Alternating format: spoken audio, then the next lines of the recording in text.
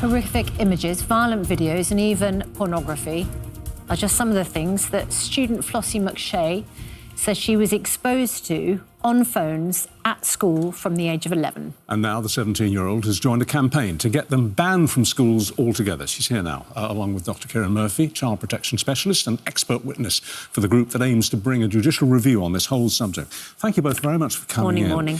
Sophie, as Susanna said, you were 11 when you first saw these images on the school bus, so you were barely out of primary school.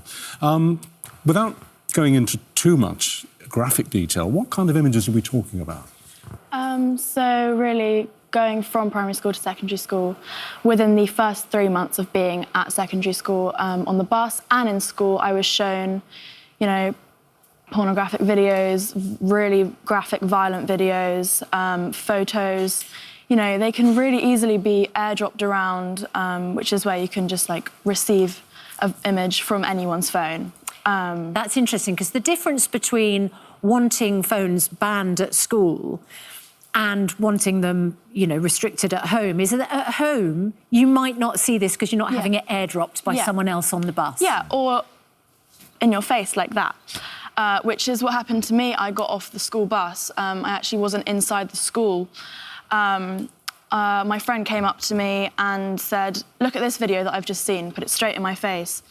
I had to go home from school that day. Was that the video showing two children playing with an automatic gun? Yes. And it going off and killing one of them on camera? Yeah. With full graphic imagery? Yeah. I mean, we were saying in the break, there was a report, a good 2 years ago now, saying that 50% of primary school children, by the time they're old enough to go to senior school, would have watched an actual beheading on a phone. For you, these images kind of, I wouldn't say destroyed your childhood, but corrupted it and polluted it.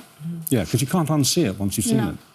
Dr. Kieran Murphy, many parents and teachers have concerns about phones, but pretty much every child's got one. So what is this taking the government to court all about? Susanna, we've been thinking specifically about child protection in this country for 50 years now, since 1974. Over that time, there have been times where we've really had to look hard as a country, and we look back now and say that was madness that existed then. Asbestos being an example of that. People working with children who weren't police checked. You know, wearing seatbelts in cars. Seatbelts in cars. Smoking in pubs. Smoking in pubs. This is one of those times. The damage is so much. Children are telling us that they are being harmed, and parents aren't aware, carers aren't aware, grandparents aren't aware of what's going on. And I think that children would say, if parents at home, grandparents tonight spent 5 minutes with their children when they came home and said, "What have you seen at school today?" they'd be shocked and horrified. Did you tell your parents the kind of stuff that you were being exposed to? Definitely not. My phone would be taken away from me. Because I was, you know, heavily addicted from having a phone from the age of 11. I have been addicted to my phone for about 6 years now, which, you know, I really wish I wasn't. And you're still addicted as we speak? Yeah, less so. Now I have, you know, now I've grown up a bit and now I've realised that my phone is actually the problem. Well, that being the case, OK, let's say your campaign is completely successful and we ban smartphones, from school completely. It's still going to go on, this kind of exposure, like in your friends' bedrooms, isn't it? Yeah. And in the back garden on a summer's day. Yeah, so the thing is with that, I think the appeal for, you know, school children is the fact that everyone is in one room, there's about 30 kids in one classroom. It's the appeal to get everyone's reaction, the live reaction. Got it. As in, you know, you can airdrop something and you'll get everyone's reaction at the same time. I see.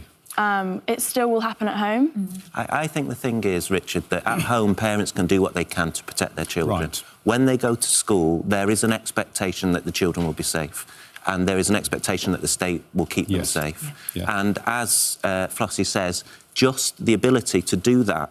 So it could be a child from somebody else's home who just does that, and that is the video of beheading, bestiality, pornography. You cannot unsee it. Thank you so much. Well, more power to your elbow. I really hope the campaign works. The Department for Education says phones have no place in our schools, and leaders already have the power to ban phones and have also brought in better protections for children from harmful content through the Online Safety Act. But I know you just want a blanket ban on phones in school.